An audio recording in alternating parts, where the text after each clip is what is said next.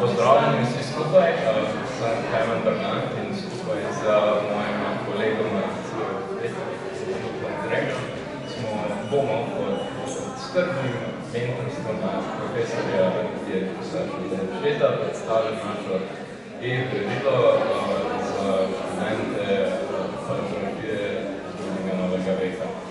Zdaj, to delo je, kot sem rekel, primarno ustvarjeno za študente, med katerimi so bili trije prvi, zato smo to delo dobili. Ampak deluje tudi kot, jaz mislim, da odlična odskočna deska za vsakoga, ki bi se želel ukvarjati oziroma stopiti v svet zgodnjega novega veka. Zdaj, da lahko pridemo do vse te bogatosti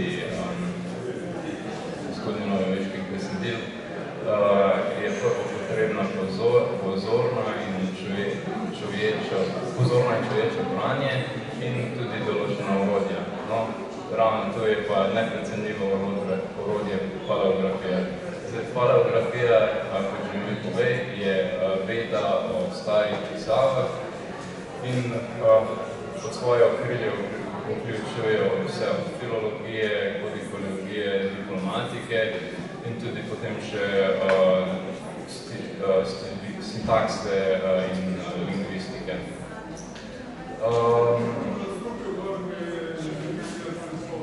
Zdaj, branje teh besedil z vsemi temi orodji je res koristno, ker le s tem lahko pridemo, se zares podživimo v ta besedila in odkrijemo vso to dramatičnost in čustvo. In moram reči, da v skupnem delu, kar bi tudi poudaril, je veliko bolj vznemirljivo in da se lahko odkrijejo stvari, ki bi jih sam en bralec kamor pregledal. Res mislim, da smo odlični skupaj sodelovali kot ekipa. In zdaj treba je povedati o našem izboru virov. Izbirali smo prvo iz naših vlastnih interesov in skušali smo pokriti vse sfere življenja, od pisanja deželnega kneza do cerkve, do sodnih spisov in tudi do najmanjših poročil o banalnih stvarih, kot je tihotapstvo. Zdaj, našo delo smo izvajali tako, da smo obiskali arhiv Republike Slovenije in tudi naš študijski arhiv. Da se moramo zahvaliti tudi njim, da so dovolili uporabljati vse te dokumente. In potem smo skupaj šli čez besedilo. Izbrali smo se zlomke, ki so nam zdeli se zanimivi in smo jih potem prebirali. V bistvu smo jih, lahko rečemo, pretresli in smo prišli do raznih spoznanj, ki so jih nekateri, ki so se za njimi ukvarjali prej, tudi morda spregledali. No, zdaj pa, da ne bom čuvinkaru, bom predal besedo kolegici Luciji, ki nam bo predstavila malo več o, lahko rečemo, enemu izmed draguljev od izbranih dokumentov.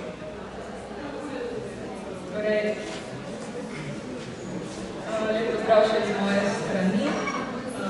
Najprej nakratko nekaj o dokumentu, ki ga boste lahko potem kasneje tudi gledali. Gre za dokument s natisnjeno nemško pesmijo najemniških vojakov ali landstrichtov z naslovom Ein neues Lied von dem krajnerischen Bauern oziroma Nova pesem ukrajinskih kmetov.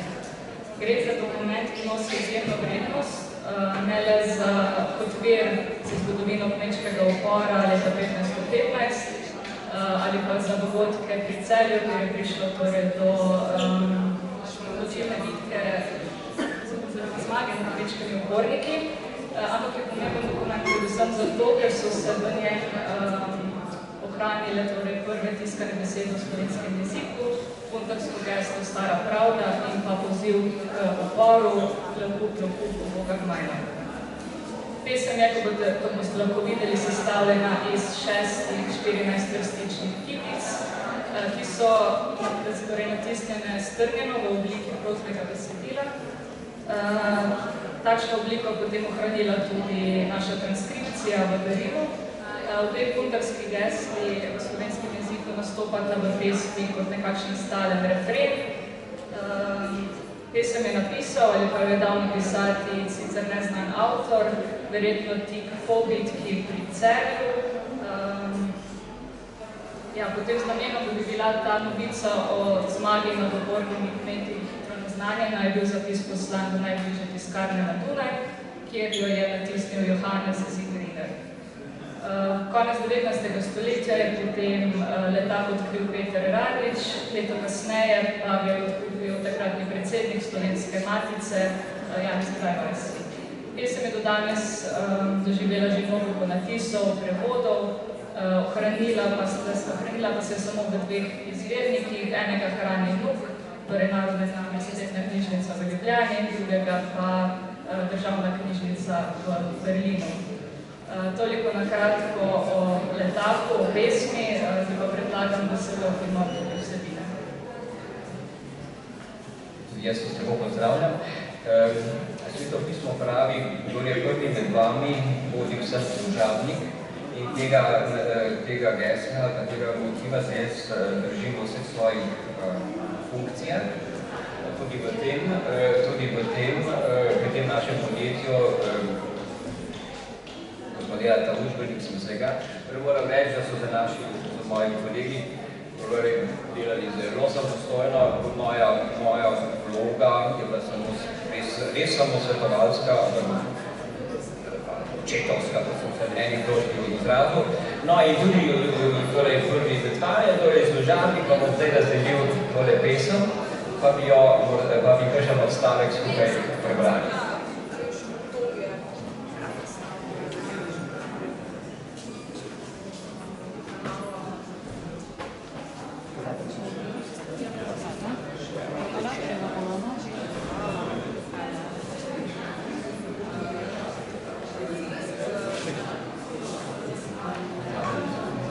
Kdo bi pa začela? Kdo hoče začeti?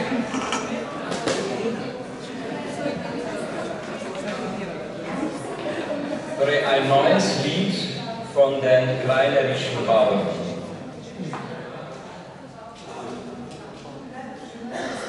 Hört Wunder zu, der Bau Unruh, den sich so sehr ausbreiten.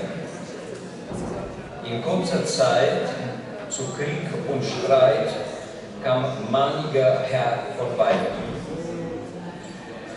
Aus ihrer Gemeinde täten sie schreien, Stara Pravda. Ein jeder wollte sich rächen, seines Herrn Gut nun schwächen. Lieber Pastor, Leukuk,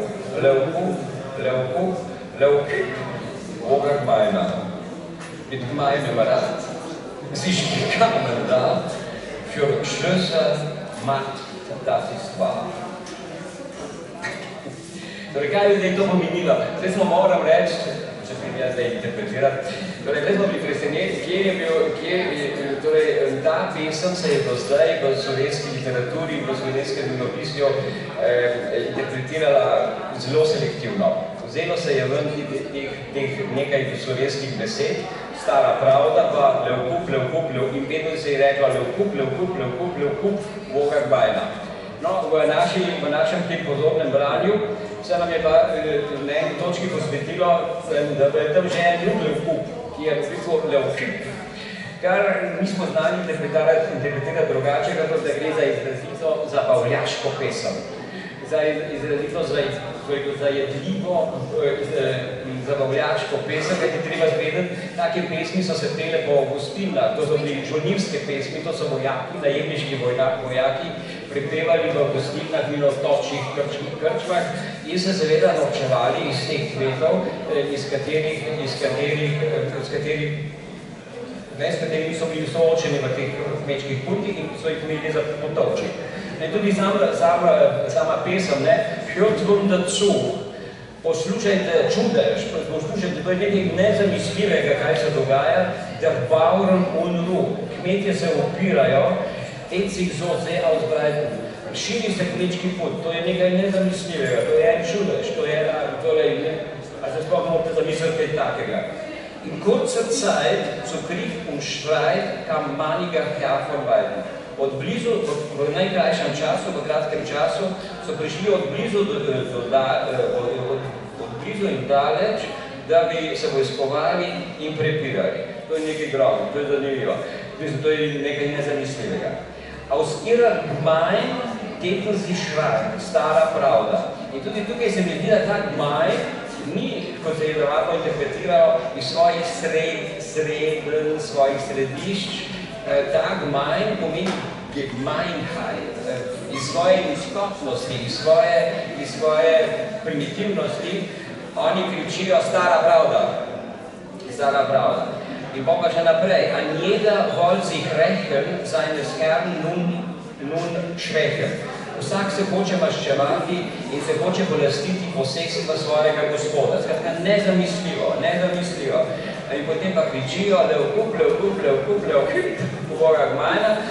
Taj pa je tako Gmajna, je pa to Boga Gmajna pa je, Bogo ljudsko, ampak veste, to je tako, najbolj pa še naprej, mit Gmajnem rad, po slabem nasvetu, po nizkodnem nasvetu, so prišli skupaj, zikamen, da so prišli sem, Schlösser, Markt, polastiti se gradov in trgov, da si spa. Skratka, tukaj je izrisana ena grozljivka, nezamislivega, hkrati pa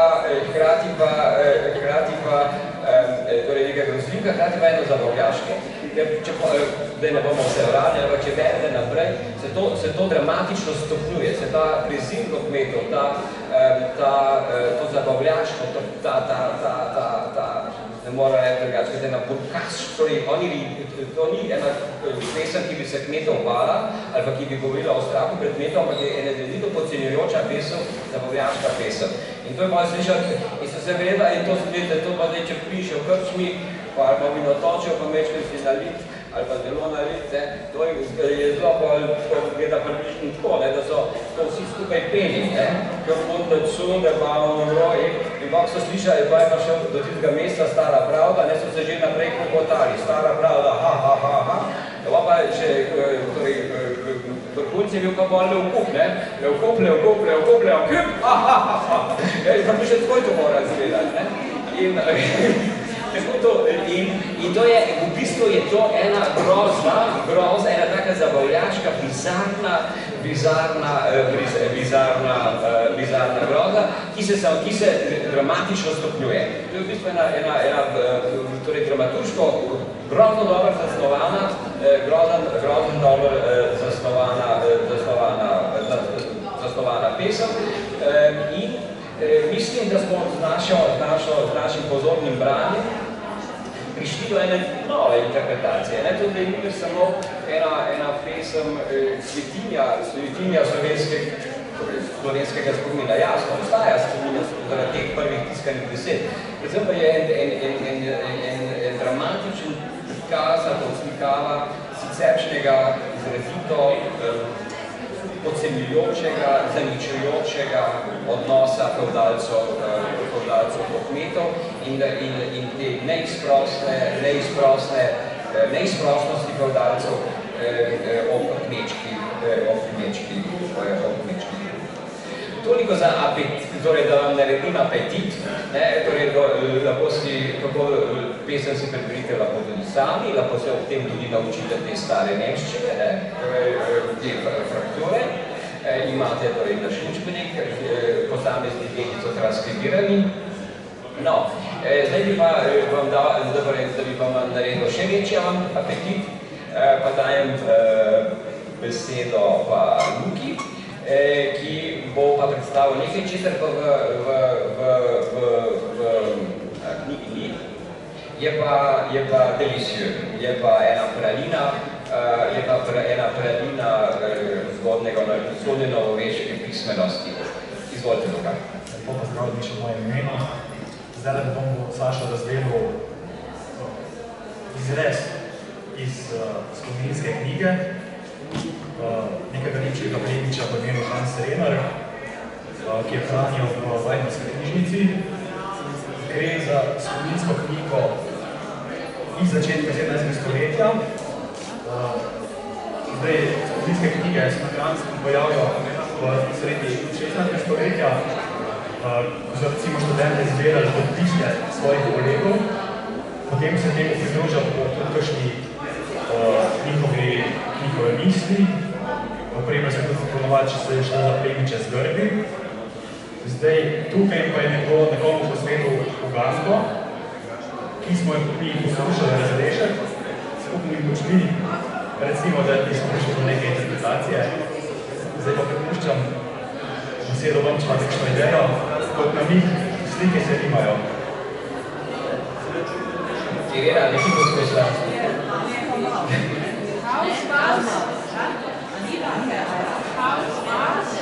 Ja, Hausmaus. Pan. No, to je bil ključ, ki ga je nam ga je Klemen podaril. Pa naprej, kako bi rekel, kaj bi rekel naprej? A vam izdam? Torej, zdaj bom prebral čisto, kar piše tu, na to vam bom dal prevod v Hochdeutsch, v sodobno knjižno nemščino, in na to se piše prevod v sodobno visoko slovenščino. Iz Hochslovenišče, ja. Torej, wie ein Sanduhr bin zu Hause, von Weinglas so wie ein ewiges Maus. Vogelschar, so ein ewiger Hahn, das ist ein Frauenzimmer ewiger Liebe, von Freude, oh Mann. V visoki nemščini zveni to zdaj takole. Die Zeit vergeht mir langsam hier zu Hause. Die Gläser leeren sich, ein Maus bleibt halt ein Maus.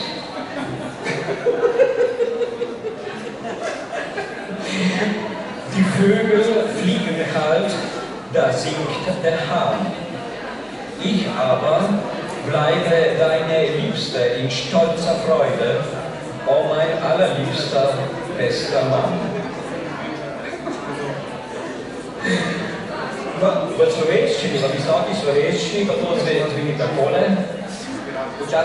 Ta zaimek morate slišite. Počasi teče mi peščena ura do doma, prazni se čašami, mi miš postaja miš. Letijo mimo mene jate ftičev, poje mi petelj. A večno tvoja draga, ti moj večni dragi.